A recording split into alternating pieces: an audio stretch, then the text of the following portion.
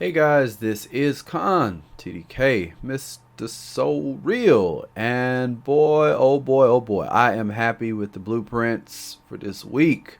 Finally, another AR. This is the second AR I've seen since the update. They have the 204 LVOA-C Auto Rifle. Auto rifles are going to get a buff very soon. So if you do not have this beauty, and if you have never shot one of these and you do not have one, I highly recommend it. This is definitely my pick of the week. I would say definitely go and pick up that blueprint, but there is a catch. Remember that the auto rifles will not get the armor shred buff until after the update. So my recommendation is you head on down to DC3, pick it up, and then don't make it. I'll get into that later, but yeah, that's pretty much it. Don't make it, just buy it, and then yeah, reap the benefits later. But there's some other goodies that are also around in the special weapons vendor. There's one very good weapon that I recommend for a crit build. So anyway, without further ado, let's get into this. Let's talk about what are the new blueprints and items that are being sold this week. Let's get to it. Con TDK, Mr. So Real. Let's go.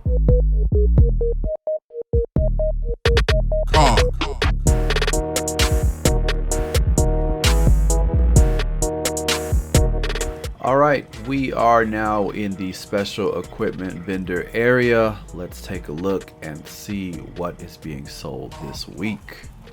How is my new favorite customer? New favorite customer, my man buttering me up already. Alright, here we go. The Historian, his headshot damage is 143.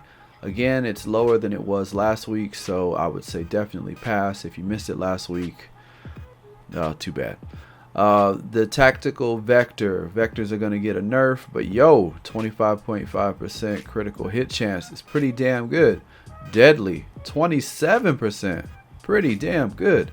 Talented, killing a target with this weapon increases skill power by 8.5% for 13.5 seconds.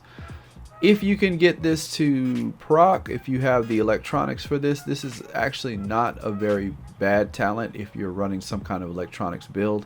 Help get that electronics up faster, or if you don't have much skill power, it may be good to help get those skills up. Dominant, every kill performed while your signature skill is active reduces the cooldown by 8.5%. Not a fan of that one. Lightweight, M4, you have Vicious, critical hit chance is increased by 13.5. Not bad if you're at full health. Determined, killing a target reduces cooldowns by 9%. Pretty good. Balanced, the weapon reaches max accuracy faster when shouldered, so yeah, it zooms in quicker when you shoot. I would pass on this. Now, this little beauty, even though it's a 182, hear me out. This is the Black Market AK-74, which is a good AK. It has fierce, critical hit chance is increased by 8% when using the weapon. That is critical hit chance. Deadly, critical hit damage. You see where I'm going here? You see where I'm going? Critical hit damage is increased by 26%.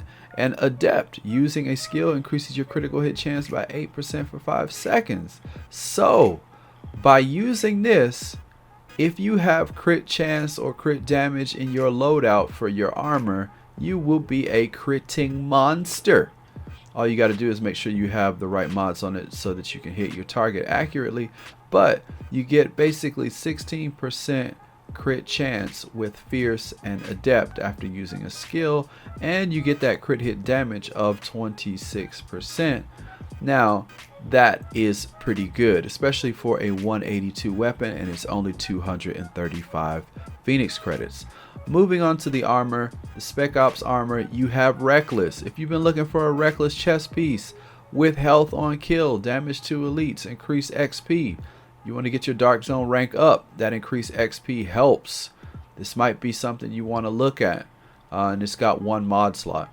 The Spec Ops backpack, it's a 182. It has Relentless, which is pretty good for getting some skills back. Plus, it has armor already baked into it. Not bad, but you know, backpacks do better off with skill power anyway. Moving on down, let's pass all this stuff up. We'll get to the gloves. Cunning, not my favorite. SMG damage, pretty good. critical hit damage 33%, not bad. Health on kill is 12.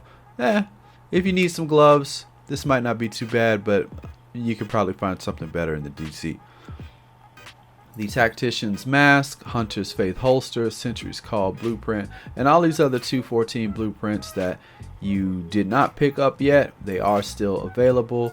If you need to pick up something from here, I would highly recommend the Black Market AK-74. It is good for an assault rifle if you are based around a crit build. If you do not have a crit build, this may not be what you want, but you can always make one.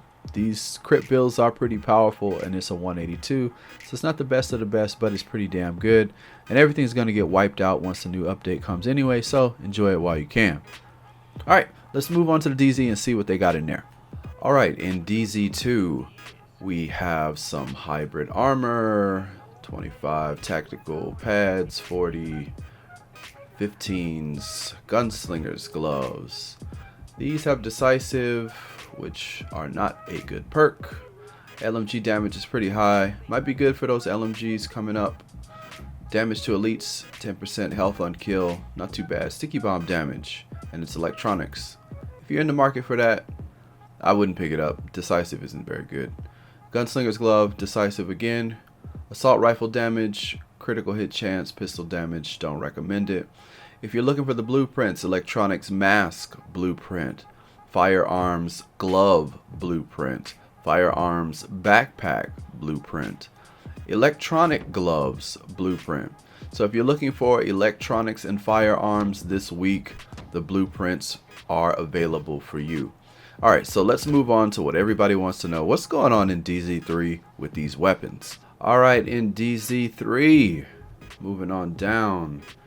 First, when I was looking at this, I saw this M1A. They're selling an M1A and they're selling a Vector. So if last week you didn't pick that up, I got some kind of good news for you, because this first wave M1A ain't bad. Man, it's got brutal. It's got steady, which, you know, removes the sway so it doesn't move around while you just kind of aiming, prepping your sight.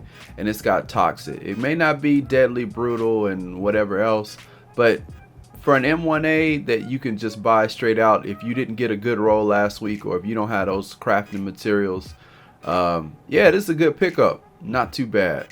The first wave Vector, capable, ferocious, and skilled. I don't recommend this.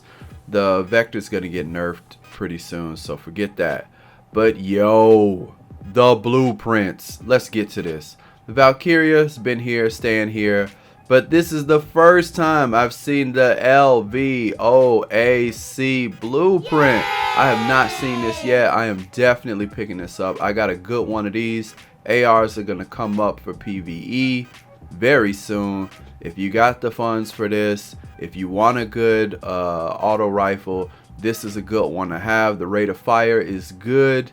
If you get some good rolls on it, this is a really good one. The recoil on it is vertical only.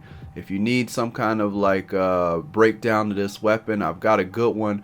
I'll hook that up for you. Leave a comment in the comment section. But yo, if you got the money for this, pick this up and get to rolling. This is probably going to be pretty good.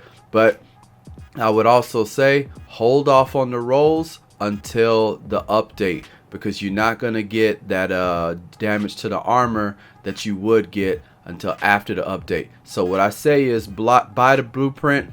Get the blueprint, hold on to it, get you some crafting materials, get them tools, get those weapon parts, get all that stuff together, and then after the update, once that 1.3 update comes out, then start crafting. Don't waste it, alright? Don't waste it.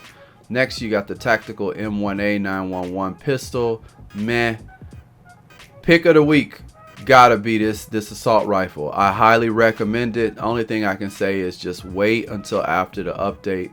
Don't waste your materials. Get all of the bonuses that you can, including that armor shred for PvE. It may not be that useful for PvP, and this is a very good PvP assault rifle, but if you want to get all that you can out of it and you don't want to waste your materials, wait until after the update. That is my recommendation. Okay, now let's move on to DZ4 and see what they got. Now in DZ4, we have the mods, moving past the prototype stamina mod and these other mods. You can get the stamina mod blueprint, and you can get the electronics gear mod blueprint. So if you need a stamina mod or an electronics mod for that tank, or if you just need to give yourself a little extra health, the stamina mod might be good. If you need a little bit more skill power, that electronics mod might be good. These are a little bit steep. Yeah, they're about the price of a weapon, but remember that, you know, you can craft these as many as you want and get variable rolls and kind of buff your character a little bit more to your liking. But if you need these mods to get your character up in some stamina or some skill power, this is the place to do it. Let's move on to DZ5, see what they got. In DZ5, buying straight out, you can get the extended magazine, which has 94.5% magazine and a 24.6 rate of fire increase. Not too bad, not too bad. The heavy magazine spring, 13% weapon damage and 27.3% rate of fire. If you're using on a heavier weapon, I would say this would be very, very good for a bolt action sniper. The extra damage plus the rate of fire, since they are a slower rate of fire, would be a good combination. Tack that on with one is none and you're in business. Recommend it. Skip past this, not too great. Blueprints, muzzle brake blueprint. Pick it up if you need some kind of muzzle. Don't really know. This gives you stability, it says, and some random bonus. If you need this, this may be good for that assault rifle that's being sold in DZ3. You may want to pick that up. Stability is really good for ARs, and that particular LVOA-C, I believe it is, that rifle has a lot of vertical recoil, so if you can control that vertical recoil, you are in business. The suppressor, yet again another muzzle. This one reduces threat.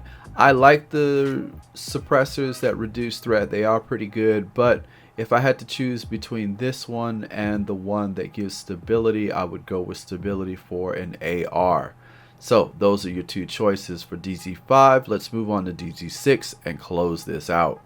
In DZ6, we have the knee pads of the Nomad, final measure knee pads, final measure holster, gloves of the Nomad, and for the rank 50 214 gear score blueprints, we have the holster of the Nomad, final measure gloves, final measure knee pads, and knee pads of the Nomad. So if you need that final measure stuff to kind of get your tank together and give you that 50% mitigation to exotic damage, then this is where you can pick it up if you haven't been lucky enough to get those drops. This is it for DZ6. So again, my recommendation for this week definitely has to be that you pick up the blueprint for the LVOA-C, whatever that auto rifle is. Pick that up, but don't craft it. Now the double-edged sword to that is it's only going to be a 204, and with the update there's going to be a buff to the gear score of the weapons, so you're kind of at a crossroads. You can craft it and you can make it and you can use it until the update drops. If you're on the Xbox, you'll have it next week. If you're on the PlayStation, like me, well, nobody knows. It'll be out when it's out, and after that you can craft it and hopefully you get a good roll. But yeah, it's kind of a tricky situation right now, but to get the most benefit out of it, because it's still going to be a 204 either way, I would still say wait the week and then craft it. Get you some materials this week and then craft it later and see how it goes. Alright, so that is it for this week's blueprints. I hope you enjoyed it. If you guys haven't seen any of my other videos, especially the ones related to the state of the game that's happened, where I pretty much go in and chime in on some of these changes that I really do not believe are good, then check that out. It'll be some kind of link after this video is finished. You can check that out. Thanks you guys for showing me so much support lately. I really appreciate it. Until the next video, this is Con TDK, Mr. So Real. I am out.